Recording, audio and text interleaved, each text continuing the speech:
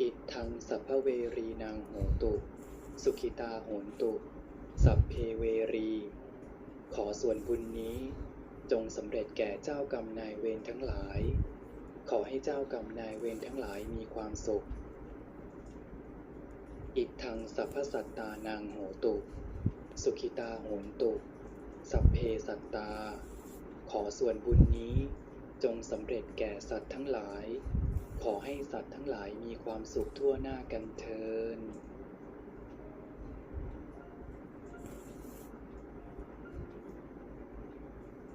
ข้าพเจ้าผู้นับถือพระพุทธศาสนาขอน้อมอาราธนาบารมีรวมแห่งพระพุทธเจ้าทุกพระองค์พระปัจเจกพุทธเจ้าพระอริยสงฆ์พระโพธิสัตว์มหาจักรพรรดิทุกๆพระองค์นับแต่อดีตปัจจุบันและในอนาคต